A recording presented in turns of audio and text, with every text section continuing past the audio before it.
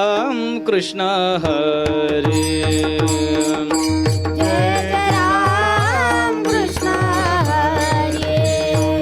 हरे जय जय राम कृष्ण हरे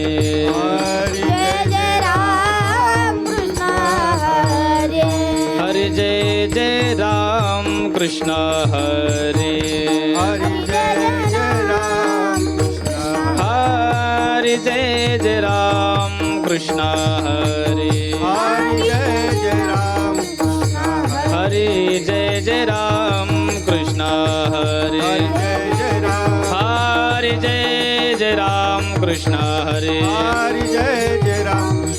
हरे जय जय राम कृष्ण हरे हरे जय जय राम कृष्ण हरे हरे जय जय राम कृष्ण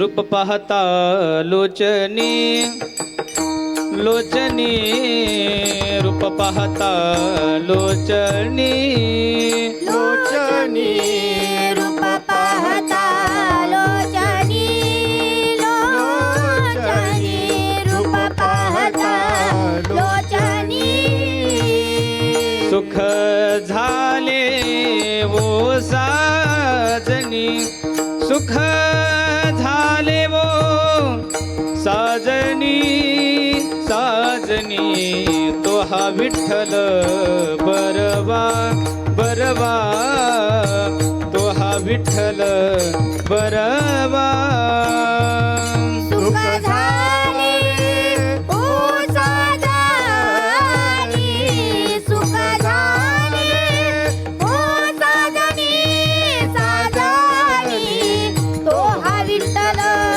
बजवा बजवा तो हा विठ्ठल बजवा तो हा माधव बरवा तो हा माधव बरवा बरवा तो हा विठ्ठल बरवा बरवा तो हा विठ्ठल बरवा तो हा माधव बरवा तो हा माधव बरवा बरवा तो हा विठ्ठल बरवा बरवा तो हा विठ्ठल बरवा जय जय राम कृष्ण हरे हरे जय जय राम कृष्ण हरे जय राम कृष्ण हरे जय जय राम कृष्ण हरे जय जय राम कृष्ण हरे जय जय राम कृष्ण हरे जय जय राम जय जय राम कृष्ण हरि जय जय राम कृष्ण हरि जय जय राम कृष्ण हरि जय जय राम जय जय राम जय जय राम संगतो तुम्हासी भजारे विठ्ठला सांगतो तुम्हासी भजारे विठ्ठला सांगतो तुम्हासी भजारे विठ्ठला सांगतो तुम्हासी भजारे विठ्ठला नाही तरी गेला जन्म वाया नाही तरी गेला जन्म वाया नाही तरी गेला जन्म वाया करिता भरोवरी दुरावी से दुरी बरोबरी दुरावसे दुरी करिता भरोवरी दुरावी सी दुरी बरोबरी दुरावसे भवाची बुरी वावसे बाबाची पुरी वाहवास बाबाची पुरी वाहवास काही न लगे एक भावची कारणी काही न लगे एक भावची कारण भावाची कारण तुका म्हणे आण विठोबाचे तुका म्हणे आण विठोबाचे विठोबा रखुमाये हरे हरे हरे विठोबा रखुमाये विठ्ठल विठ्ठल विठ्ठल विठ्ठल विठ्ठल विठ्ठल विठ्ठल विठ्ठल विठ्ठल विठ्ठल विठ्ठल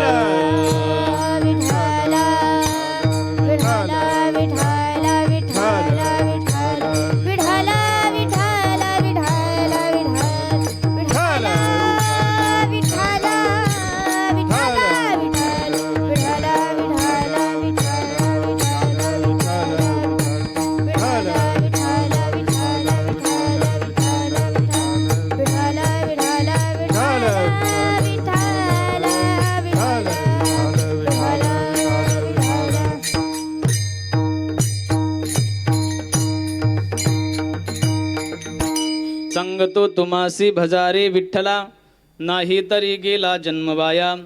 करिता भरोवरी दुराविसी दुरी भवाची ये पुरी वहावसी. प्रस्तुत प्राप्त प्रसंगी प्राप्त स्थळी कीर्तन रूपी सेवेकरिता निवडलेला अभंग.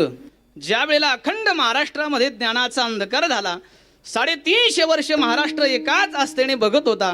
कुणी एका जन्माला येतो का, कुणी तुका जन्माला येतो का रे, कुणी ज्ञाना जन्माला येतो का. भक्ती म्हातारी झाली होती. वेग वैराग्य अवतार घेणं सगळीकडे अधर्म झाला. आणि मग विश्वनियंत्यानं ठरवलं की पुन्हा एकदा अवतार घेणं गरजेचं आहे. आणि मग विश्वाच्या मालकानं, जगाच्या मालकानं ठरवलं की आता कुठं यायचं. आणि मग महाराज साक्षात जगद्गुरु तुकोबारायांनी अवतार घेतला. कुठं घेतला तर देहू या नगरामध्ये घेतला. अशा असणाऱ्या जगद्गुरु तुकोबारायांचा 3 चरणाचा अभंग असून या अभंगाद्वारे जगद्गुरु तुकोबाराय जन्माला आलेल्या जीवाला हिताचा उपदेश करतात. विठ्ठल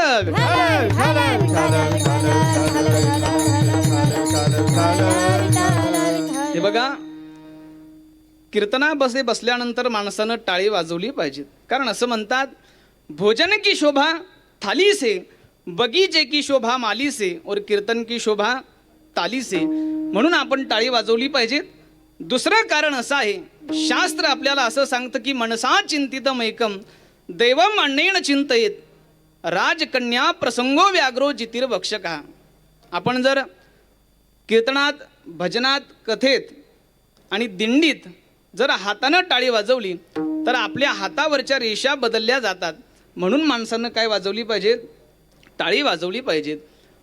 परमपूज्य वैकुंठवासी डोंगरेजी महाराज सांगायचे, ते म्हणायचे, जी माणसं हात असून टाळी वाजवत नाही, जी माणसं हात असून टाळी वाजवत नाही आणि जी माणसं तोंड असून देवाचं भजन करत नाही, त्या माणसाच्या हातचं अन्न खाल्लं म्हणजे प्रेताच्या हातचं अन्न खाल्ल्याचं काय लागतं, पाप लागतं. महाराजांचं प्रमाणे कर टाळी बोला मुखी नाम.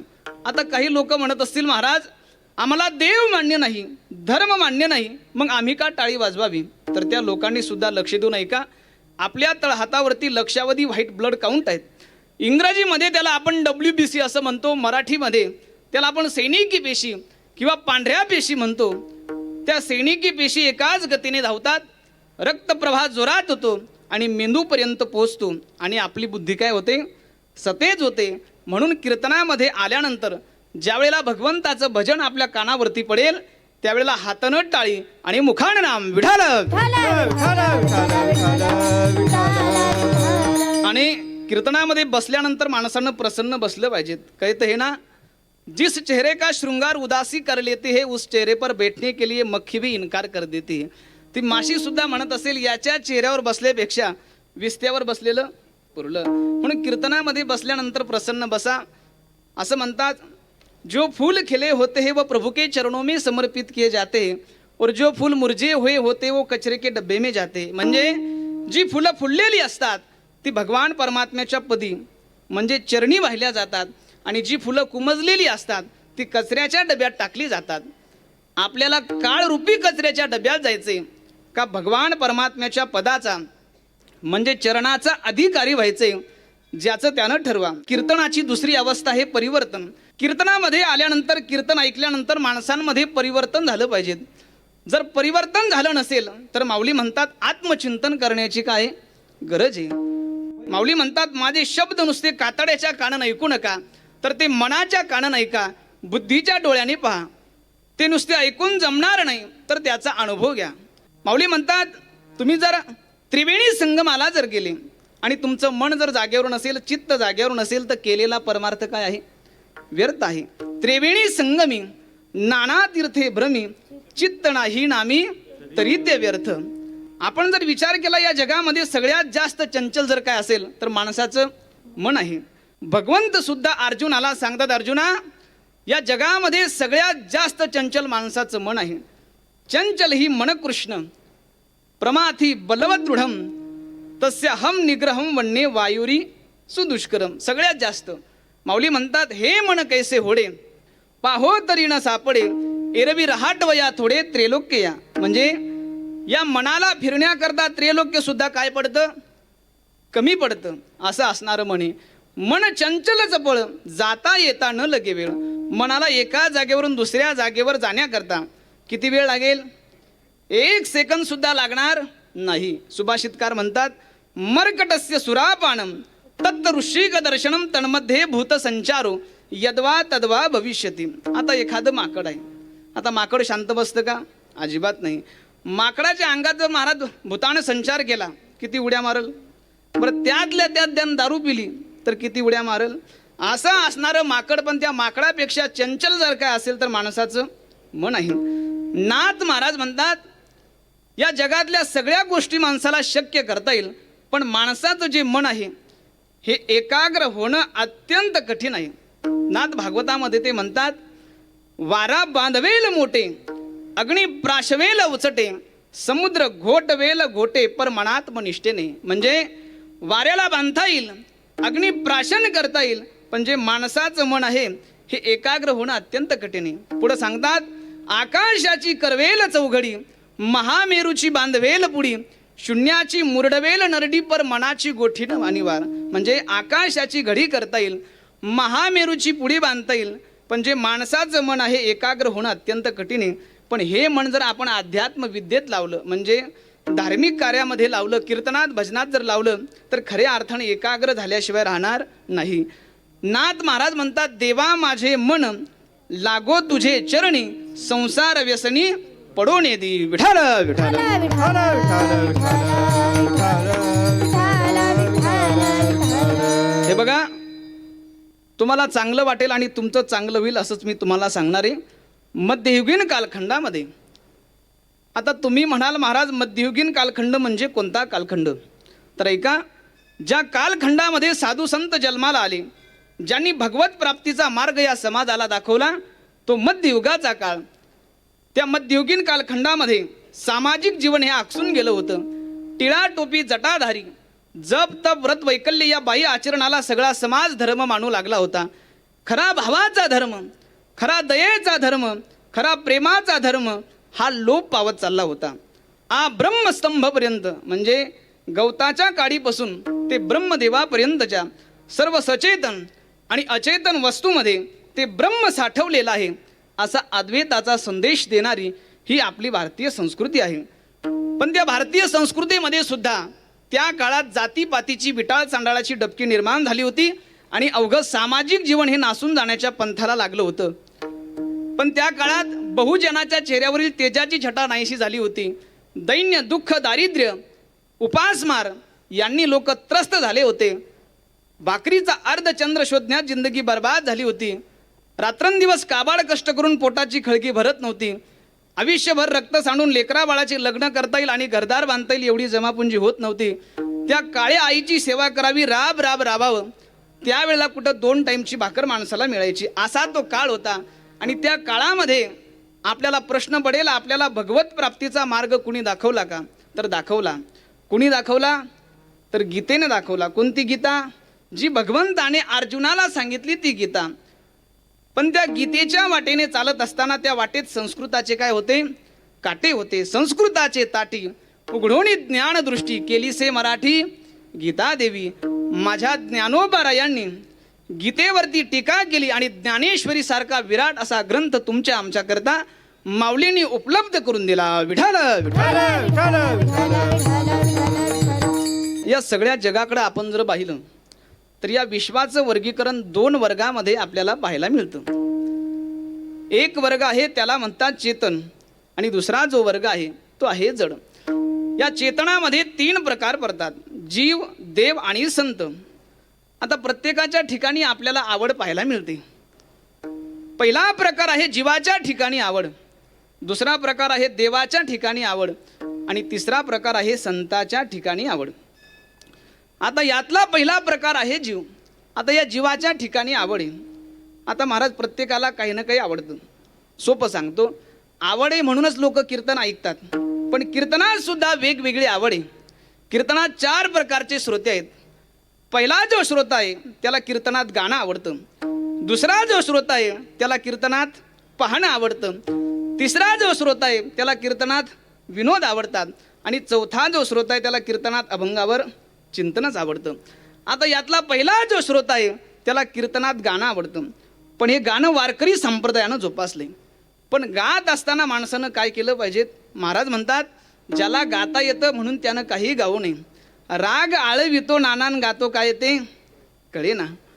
मग तुम्ही म्हणाल महाराज आम्ही काय गावं, तर महाराज म्हणतात एक गाव आम्ही विठोबाचे नाम अनेक पै काम नाही आता, किंवा गासी तरी एक विठ्ठलाची गाई. पण ही परंपरा संप्रदायाची थोडी खंडित झालेली आपल्याला दिसते. महाराज म्हणतात भजन ते ओंगळवाणी नरका जाणे चुके ना. आता तुम्ही उभी असलेली मंडळी म्हणाल महाराज आम्ही गाऊ का नाही, तर महाराज म्हणतात नक्की गा.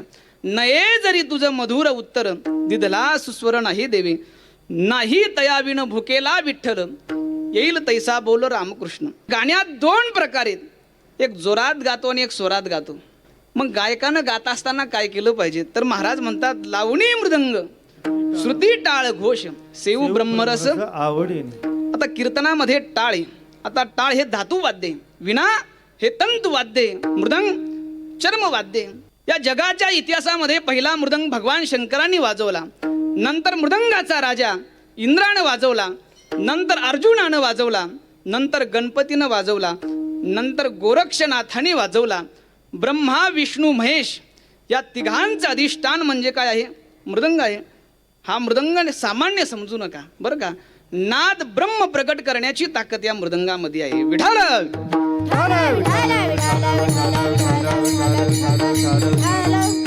पहिला श्रोता त्याला काय आवडतं, गाणं आवडतं. दुसरा श्रोता त्याला पाहणं आवडतं. आता काही काही लोक नुसतं कीर्तनात पाहायला येतात. आणि तिसरा जो श्रोता आहे त्याला कीर्तनात विनोद आवडतात. एक सांगा, कीर्तनामध्ये येऊन जर तुम्हाला विनोद आवडत असतील तर ही तुमच्या परमार्थाची प्रगती नाही तर अधोगती आहे. आमचे गुरुजी सांगायचे कीर्तनामध्ये वक्त्यानं तुम्हाला जितकं हसवलं तितकंच तुम्हाला फसवलं. कारण कीर्तन हे मनशुद्धी करताय. कशा करताय, मनशुद्धी करताय. चौथा जो श्रोता आहे त्याला कीर्तनामध्ये अभंगावर चिंतनच आवडतं. विठाल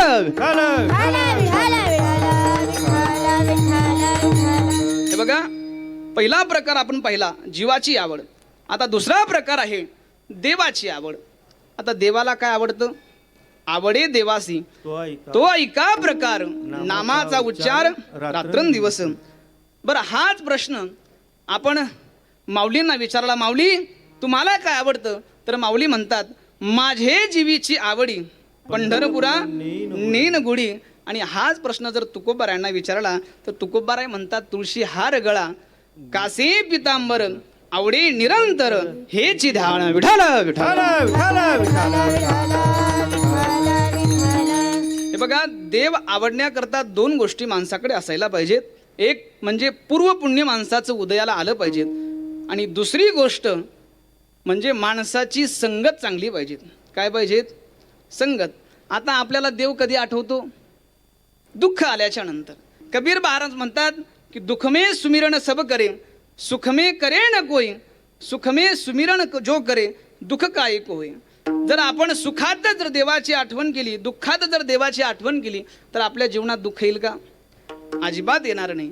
आता महाराज देव कोणाला म्हणतात, जो देतो त्याला देव म्हणतात बरं का. द्विधातूपासून देव हा शब्द तयार झालेला आहे. एक तत्ववेत्ता म्हणतो the world is theatre, man is actor, God is director. तो म्हणतो हे जग म्हणजे एक रंगमंच आहे आणि या रंगमंचावर काम करणारा हा माणूस आहे.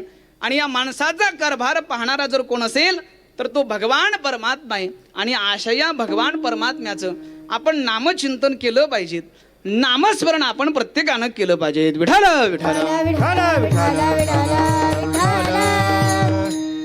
पुण्याईनं माणसाला परमार्थ आवडतो बरं का, आणि पापानं माणसाला संसार आवडतो, आणि ज्ञानानं माणसाला काय कळतो, देव कळतो. तुळशीदासजी महाराज फार गोड दृष्टांत देतात. ते म्हणतात एक माणूस आजारी होता. काही लोक त्याच्याकडे गेले, म्हटले हे बघा मी तुमच्याकरता खायला गुलाबजाम आणले, बासुंदी आणली, श्रीखंड आणली, हे तुम्हाला खावंच लागेल. काय खावंच लागेल. तो म्हटला जास्त काही आग्रह करू नका, अंगात ताप आहे. तसं गावामध्ये जर सप्ताह चालू असला, कीर्तन चालू असलं, लोक म्हटले चला ना कीर्तन आला, तो काय म्हणतो, मनात इच्छा नाही, समजून चालायचे, याच्या अंगात पाप आहे. विठाल हे बघा, पुण्याईनच माणसाच्या तोंडामध्ये देवाचं नाव येतं बरं का. बहुत सुकृताची जोडी म्हणून विठ्ठली आवडी, किंवा अनंत जन्माचे सुकृत पदरी त्याचे मुखी हरी पैठा होय. आपण जर महाराज विचार केला खऱ्या अर्थानं आता महाराज देव दुःखातच आपल्याला आठवतो असं नाही. आता काही काही लोक फार विचित्र आहेत. नवस जरी देवाला करायचं म्हटलं, देवाच्या मंदिरात गेल्यानंतर देवाला म्हणतात, देवा मला सुखी ठेव. म्हणजे अपेक्षा माणसाची कशाकडे आहे? सुखाची आहे. विठ्ठल विठ्ठल विठ्ठल विठ्ठल विठ्ठल विठ्ठल विठ्ठल विठ्ठल. हे बघा, आपलं कल्याण करून घ्यायचं असेल तर दोन गोष्टी सांभाळा, एक संगत आणि दुसरी गोष्ट पंगत. आता कर्णासारख्याची संगत चुकली. हे बघा, पाप आणि पाप प्रवृत्ती ह्या दोन गोष्टी आहेत बरं का. जी पाप प्रवृत्ती आहे ती सदैव पापाला जन्म देत राहते. पापानं पाप वाढलं जातं, पण काही गोष्टीनं पाप जातं. गंगा पापम शशी तापम. आता गंगेमध्ये स्नान केल्यानंतर पाप जातं, पण कोणतं जातं? शरीरानं केलेलं पाप गंगा घालवते. आता पापाचे बरेच प्रकार आहे. पंच महापातकी, विश्वास घातकी. एक मद्य सेवन महापाप सांगितले, दुसरं ब्रह्महत्या महापाप सांगितले, तिसरं गोहत्या महापाप सांगितले, चौथं सुवर्ण चूर्ण महापाप सांगितले, पाचवं परदारागमन गुरुपत्नी संग व्याभिचार. हे 5 महापाप सांगितले. पण याच्याही पुढं काही पाप आहेत. आई वडिलाचा अपमान करणं याला म्हणावं खचेलं पाप. कोणतं पाप? खचेलं पाप. धार्मिक कार्यामध्ये अडथळा निर्माण करणं याला म्हणावं खचेलं पाप. एखाद्या संताचं जर पटत नसेल तर त्या संताची निंदा अजिबात करायची नाही. महाराज म्हणतात, या जगातली जेवढी काही पाप आहेत ती पाप त्या माणसाच्या मस्तकावरती जाऊन पडतात. संताची जो निंदा करीतो या मुखे, सकळ खचेले पापे वज्रले विठ्ठल विठ्ठल. हे बघा, गंगा ही शरीरानं केलेलं पाप घालवती, पण मनानं केलेलं पाप गंगा घालवत नाही. मन संकल्पाची पापे न जाय तीर्थाची या बापे. वायुपुराणामध्ये आलेली कथा आहे. हा जो कर्ण होता हा मागच्या जन्मात सहस्त्र कवच नावाचा राक्षस होता. यानं ब्रह्मदेवाची तपश्चर्या केली. ब्रह्मदेव प्रसन्न झाले आणि माग म्हटले, तुला काय पाहिजे? म्हणे, देवा मला मरण नको. ब्रह्मदेव म्हटले, हे सोडून दुसरं काही माग. म्हणे, देवा मला 1000 कवच द्या. किती? 1000. आणि एक कवच फुटायला माझ्याबरोबर एका जणाला 1000 वर्ष युद्ध करावं लागेल. ब्रह्मदेव म्हटले, तथास्तु. जो सहस्त्र कवच नावाचा राक्षस होता तो उन्माद घालायला लागला. ज्या ठिकाणी धार्मिक कार्य असायचं त्या ठिकाणी अडथळे निर्माण करू लागला. आणि मग देवानं स्वतः नरनारायण अवतार घेतला आणि भगवंतानं 999 कवच फोडले. आणि एक जो कवच राहिला होता हा सूर्यामध्ये जाऊन थांबला. पुढे कुंती मातेनं दुर्वास ऋषीनं दिलेल्या मंत्राचा जप केला आणि सूर्य भगवान प्रगट झाले. विचारलं, काय पाहिजेत? म्हणे, देवा काहीच नको, मी फक्त या मंत्राचा प्रभाव पाहिला. सूर्यदेवानं सांगितलं, तुला काहीतरी मागावंच लागेल. एक काम कर म्हणे, माझ्याकडं कवच कुंडल असलेलं एक पोरग आहे, हे पोरग मी तुला देऊन टाकतो. महाराज, अंतकरणामध्ये दान देण्याची प्रक्रिया चांगली होती, पण प्रवृत्ती कशाची होती? राक्षसाची होती. म्हणून तो दुर्योधनाची संगत सोडू शकला नाही. विठ्ठल विठ्ठल.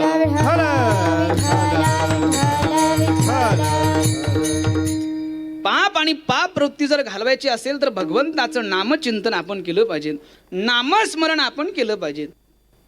देवाला प्राप्त करण्याचे साधनं 4ही युगात वेगवेगळे सांगितले बरं का. कृतये ध्यायते विष्णू, त्रेतायाम यजतो मुखे, द्वापारे परिचर्यायाम कलोतत हरी कीर्तनात. कृतयुगामध्ये देवाच्या प्राप्तीकरता ध्यान धारणा सांगितली होती. त्रेतायुगामध्ये यज्ञ यागादी कर्म सांगितले. द्वापार युगामध्ये पूजादिक विधान सांगितले. आणि या कलियुगामध्ये भगवंताचं नामचिंतन सांगितले. पण या 4ही युगामध्ये तुकोबर यांनी जे अवतार घेतले त्या अवतारामध्ये तुकोबर यांनी नामचिंतन हे साधन केलं. कारण कृतयुगी नामा प्रल्हाद पै झाला, स्तंभी अवतरला नरहरी. कृतयुगामध्ये नामदेव महाराज हे हिरण्यकश्यपू आणि कयादू या दैत्य युगमांच्या पोटी भक्तराज प्रल्हाद म्हणून जन्माला आले. हे बघा, नाम प्रल्हाद उच्चारी तया सोडवी नरहरी, उचलून घेतला कडेवरी भक्ती सुखे निवाला. भक्त प्रल्हाद राक्षस कुळामध्ये येऊन सुद्धा भगवंताचं नामचिंतन करायला लागले. बापानं सांगितलं देवाचं नाव अजिबात घ्यायचं नाही. नाम घेऊन दिये देवाचे, हे ब्रीद हिरण्यकश्यपूचे. पण महाराज, भक्त प्रल्हादांनी लेकरांना सांगावं, गुरुजीनं जो धडा लिहून दिलाय तो धडा पुसून टाका. त्या धड्याने तुमचं धड होणार नाही, पण मी जो सांगतो तो धडा लिहा. त्या धड्याने तुमचं धड झाल्याशिवाय राहणार नाही. आणि मग महाराज सगळ्या आश्रमामध्ये नारायण नारायण पारायण हे करीत असा भगवंताच्या नामचिंतनाचा अट्टहास चालू राहायचा. विठ्ठल विठ्ठल. मला एकच सांगायचंय की माणसाला जर उद्धार करून घ्यायचा असेल तर भगवंताचं नामचिंतन आपल्याला करावं लागेल. कारण कलियुगी उद्धार हरीच्या नामे. आता भगवंतानं मायबाप हो तुम्हा आम्हाला मुख दिलं. कशा करता दिलं? तंबाखू खायला. मला एवढंच सांगायचं की भगवंतानं तुम्हा आम्हाला इंद्रिय दिली. कशा करता दिले? इंद्रिय हात पाय कान डोळे मुख बोलाया वचन तेने तू जोडसी नारायण नासी जीवपण भो. खऱ्या अर्थानं आपण जर विचार केला तर हात कशा करता दिले? आता काही काही लोक आपल्याला खुळे दिसतात. कसे खुळे? माऊली म्हणतात दान करायला हुकलं की समजून जायचं पुढच्या जन्मात खुळ जन्माला येणार आहे. हात होती खुळे हे तो पुढील मोठके कळे. आता काही काही लोक महाराज अंध आहेत. माऊली म्हणतात जळत्या दिव्याचे तेल जे चोरीती अंधत्व पावती म्हणून या. आता काही काही लोक महाराज गावागावामध्ये देवाच्या मंदिरातलं तेल चोरून नेतात, पण कर्म प्रत्येकाला भोगावंच लागणार आहे. या हाताने आपण दान केलं पाहिजे. हस्तो पवित्रो यदी दान पुण्यम पादो पवित्रो यदी तीर्थयात्रा. पाय दिले, पायानं आपण काय केली पाहिजेत? तीर्थयात्रा केली पाहिजेत. पायी तीर्थयात्रा मुखी रामनाम. संत महात्मे तुम्हा आम्हाला ते सांगतात की बाबा रे भगवंताचं नामचिंतन करा. देवे दिला देहा भजना गोमाता. देवे दिला देहा भजना गोमाता. देवे दिला देह भजना गोमाता. देवे दिला देह भजना गोमाता. तोया झाला फाटा पाधिकेचा. तोया झाला फाटा पाधिकेचा. देवे दिला देहा भजना गोमाता. देवे दिला देहा भजना गोमाता. देवे दिला देह भजना गोमाता. देवे दिला देह भजना गोमाता. देवानं तुम्हा आम्हाला हा नरदेह दिला. कशा करता दिला? भजना करता दिला. संत महात्मे स्वतःचा अनुभव सांगतात. परमार्थाच्या क्षेत्रामध्ये अनुभवाला फार विशेष महत्व आहे, पण जीवनामध्ये अनुभव येण्याकरता पहिले अधिष्ठान महत्वाचं आहे. तसे आपण सर्वजण भाग्यवान आहोत की आपल्या वारकरी संप्रदायाला अधिष्ठान आहे. आपल्या वारकरी संप्रदायामध्ये 6 गोष्टी आहेत. किती? 6. पहिली गोष्ट वारकरी संप्रदाय हा वैदिक आहे. दुसरी गोष्ट वारकरी संप्रदाय हा अनादी आहे. तिसरी गोष्ट वारकरी संप्रदाय हा श्रेष्ठांनी अंगीकारला आहे. चौथी गोष्ट वारकरी संप्रदायामध्ये तीर्थक्षेत्र आहे. 5वी गोष्ट वारकरी संप्रदायाला मध्ये मंत्र आहे. आणि 6वी गोष्ट वारकरी संप्रदायाला काय आहे? फळ आहे. विठाल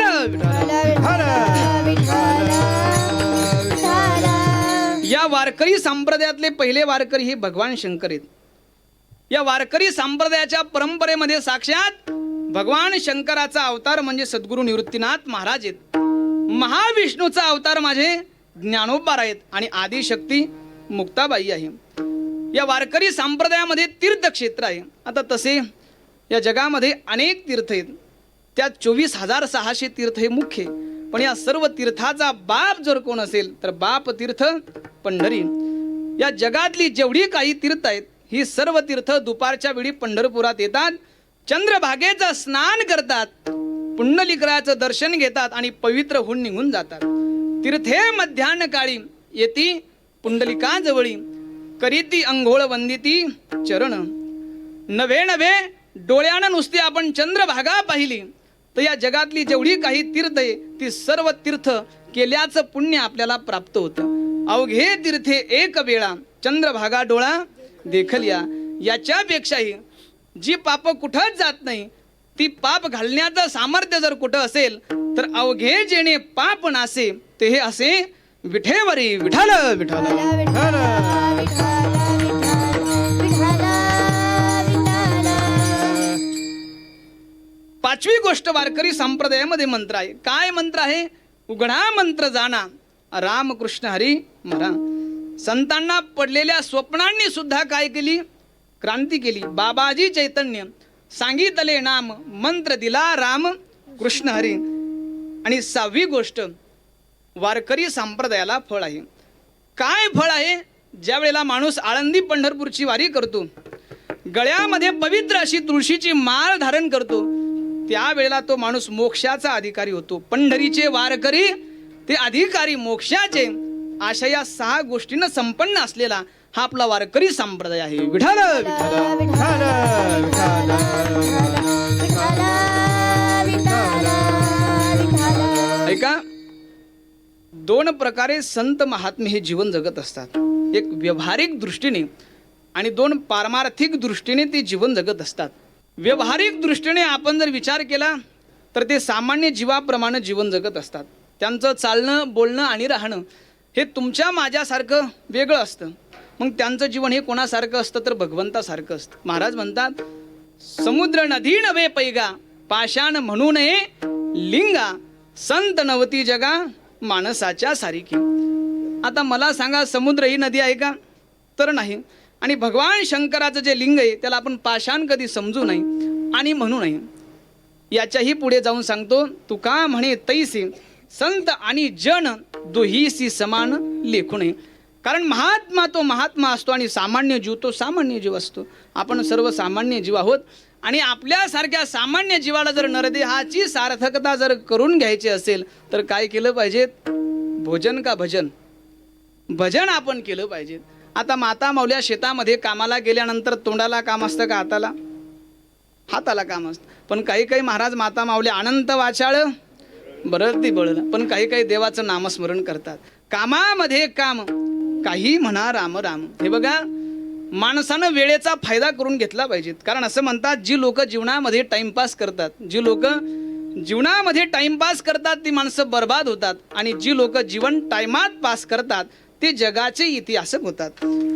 एक विचार जर आपण केला, वेळेचं महाराज माणसानं सोनं करून घेतलं पाहिजे. कारण वक्त सबको मिलता है जिंदगी बदलने के लिए, पर जिंदगी नहीं मिलती वक्त बदलने के लिए. ज्या भगवंतानं तुम्हा आम्हाला हा नरदेह दिला त्या देवाकरता आपण प्रत्येकानं काय काढला पाहिजे? वेळ काढला पाहिजे. पण लोकांना महाराज देवाचं नाव घ्यायची सुद्धा काय वाटते? आता लाज वाटते. अहो, भजन करायची सुद्धा काय वाटते? लाज वाटते. हे बघा, असं म्हणतात, पक्षी पंखाशिवाय शोभून दिसत नाही, हत्ती दाताशिवाय शोभून दिसत नाही, चांदण्या चंद्राशिवाय शोभून दिसत नाही, वीर पाण्याशिवाय शोभून दिसत नाही, मंदिर दिव्याशिवाय शोभून दिसत नाही, सुवासिनबाई कुंकाशिवाय शोभून दिसत नाही, आई वात्सल्याशिवाय शोभून दिसत नाही. तसा हा मानवी नरदेह देवाच्या भजनाशिवाय शोभून दिसत नाही. आता पूर्वीच्या काळात आपण जर विचार केला, माता माऊल्या नवऱ्याचं नाव घ्यायच्या, आपुलकीने घ्यायच्या. पण आता देवाचं नाव नाही आणि नवऱ्याचं नाव नाही. एका आजीनं असंच नाव घेऊन दाखवलं म्हणे, महाराज आधी केली बारशी पैठण केलं गेल्या वर्षी, पैठणची माता कवर पंढरपूरला जायची आवड, पंढरपूरला विठ्ठल रुक्मिणीचा जोडा पाहू, कैकाडी महाराजाचं मठ पाहू, कैकाडी महाराजाच्या मठाला घालती मी वेडा, पुढं आला वाकडीचा वाडा, वाकडीच्या वाड्याला सोन्याची हलगी, पुढं आली मुक्ताबाईची पालखी, मुक्ताबाईच्या पालखीला सोन्याचा तुरा, पुढं आला गोपाळपुरा, गोपाळपुऱ्यात जनाबाईचा खेळ. आता झाली आळंदीला जायची वेळ, आळंदी थोर थोर साधू संत, थोर थोर साधू संताची करती मी सेवा, पती म्हणे माहूरला जावा, माहूरची साडी औंढा नागनाथाची पाहू फडी, औंढा नागनाथाची पाशी झाली दाटी, बासर येणं केलं सरस्वतीसाठी, सरस्वतीपाशी चतुर्थी सोडली, गाई गाई परळीला आले ग बाई, परळीच्या देवा शिवरात्रीला हवा, पती म्हणे काशीला जावा, काशीला केले 4 धाम, आधी केली ब्रह्मगिरी, नंतर केली त्र्यंबकेश्वरी, त्र्यंबकेश्वरी पाशी एक मुक्काम राहू, शिर्डीचा साई बाबा पाहू, शिर्डीच्या साई बाबापाशी धनुष्यबाण, मुंबईत मुंबादेवीचे आण, मुंबईत मंत्र्यांची भरली सभा आणि आमच्या मृदंगाचार्य महाराजांच्या पाठीमागं परमेश्वर उभा. आता माता माऊल्या नाव घ्यायच्या पण त्या नावामध्ये आपुलकी व्हायची. आता देवाचं नाव, नवऱ्याच्या नावात महाराज आपुलकीच राहिली नाही. देवाचं नाव घ्यायला सुद्धा, अहो ते जाऊ द्या, साध्या घरची देवपूजा जरी करायची झाली तर नवरा बायकोची भांडणं लागतात का नाही? दृष्टांत सांगतो, भजन करा. विठाल विठाल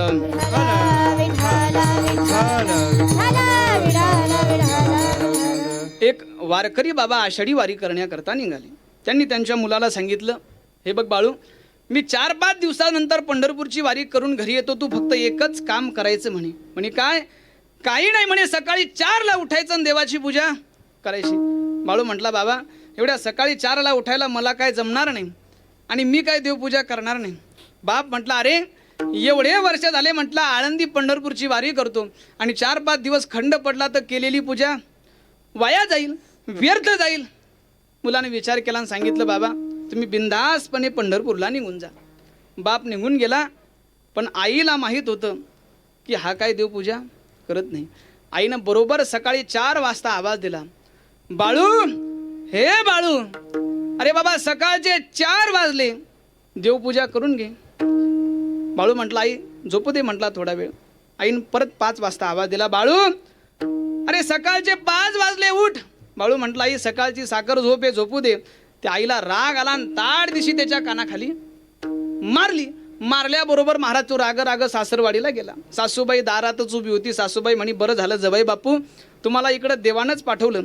काल तुमचे वडील इथं आले आणि तुमच्या सासरेबाला जबरदस्ती करून पंढरपूरला घेऊन गेले म्हणे.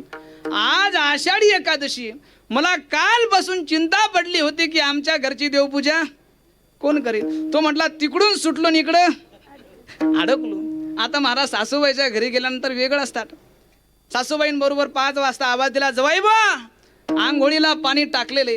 आता महाराज जवाई उठला, आंघोळ केली आणि देवपूजा करायला लागला. तेवढ्या शेजारच्या बाईनं ऐकलं. म्हणे या घरातून कधी मंत्राचा उच्चार मला ऐकायला येत नव्हता ना आज असं काय घडलं. बाई पळतच गेली. म्हणे काऊताई तुमच्या घरात कधी मंत्राचा उच्चार मला ऐकायला येत नव्हता, भजन पूजन अजिबात ऐकायला येत नव्हतं ना आज असं काय घडलं. अगं काय सांगू तुला, आमचे मालक पंढरपूरला गेले ना आमचे जवाई आले. म्हणे जवाई काय करतात. म्हणे काहीच काम करत नाही, फक्त देवाची पूजा करतात. शेजारची बाई आली होती, ती म्हणे एक बोलू का. म्हणे काय. एक बोलू का. अगं म्हणे बोल. ती म्हणे काल माझाही नवरा पंढरपूरला गेला म्हणे. म्हणे मग काल माझाही नवरा पंढरपूरला गेला म्हणे, मला सुद्धा कालपासून चिंता पडली होती की आमच्या घरची देवपूजा. तो म्हटला आता काय या गावात आपल्याला थांबून जमणार नाही. आता मला सांगा किती कंटाळा आहे देवपूजेचा. हे बघा भगवंत अर्जुनाला सांगतात, अर्जुना अरे तुला जर तुझ्या नरदेहाची सार्थकता जर करून घ्यायची असेल तर तू साधूची कथा कर. काय साधूची. जेथ वाचा विसावे ते साधू कथा. अरे त्या साधूची कथा केल्यानंतर ऐकल्यानंतर तुझ्या वाचेला विश्रांती प्राप्त झाल्याशिवाय राहणार नाही. मग त्यावेळेला तो अर्जुन प्रश्न करतो, म्हणतो देवा ज्या महात्म्याची ज्या साधूची कथा केल्यानंतर ऐकल्यानंतर तुम्ही म्हणता वाचेला विश्रांती प्राप्त होते, अशा महात्म्याची काही लक्षणं सांगा. ऐक म्हटले, महात्मानस्तु माम पार्थ दैवीम प्रकृती माश्रिता भजन्त्यन्य मनसो ज्ञात्वा भूतादी मव्यम. म्हटले अरे ज्या दैवी संपत्तीच्या 26 गुणाचा आश्रय ज्यांच्या ठिकाणी आहे त्यांना म्हणतात महात्मा, म्हणजे संत. विठ्ठल विठ्ठल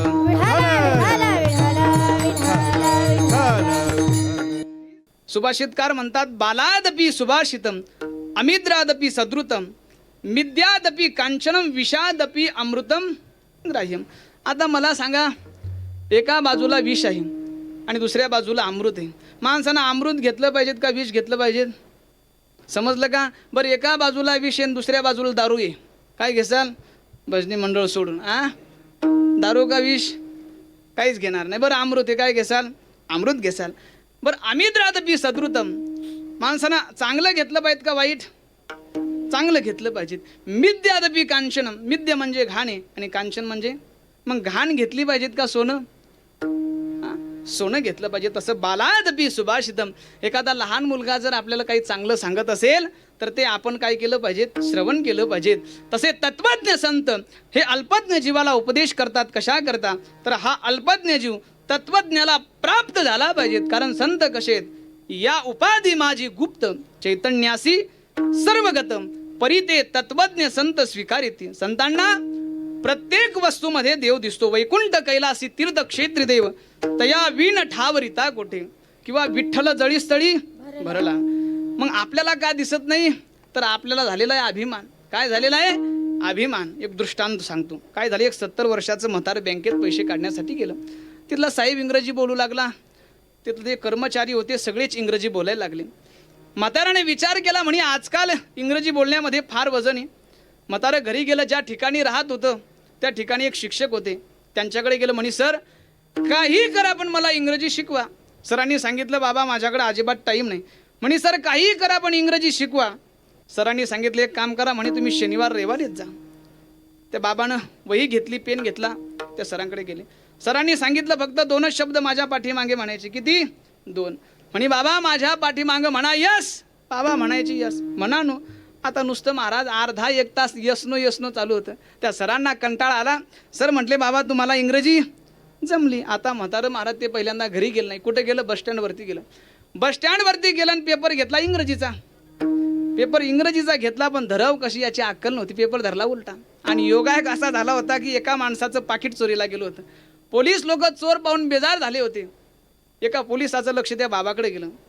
त्याने विचार केला म्हणे या बाबाला जर पेपर वाचायचा असता तर बाबाने पेपर कसा धरला असता? सरळ धरला असता. ते पोलीस लोक त्या बाबाजवळ गेले. म्हणे बाबा अब एका माणसाचं पाकिट चोरीला गेलं तुम्ही घेतलं का? बाबा म्हणे आता हीच संधी इंग्रजी बोलायची. काय? हीच संधी. म्हणे यस. काय म्हणे? पाकिट देऊन टाका. बाबा काय म्हणे? नो. म्हणजे महाराज काय झालं? फक्त अज्ञानामुळं काय झालं? हानी झाली. तसं तुमच्या आमच्यामध्ये अज्ञान आहे. महाराज म्हणतात देह हे काळाचे धन कुबेराचे येथे मनुष्याचे काय आहे? विठ्ठल विठ्ठल. विठ्ठल विठ्ठल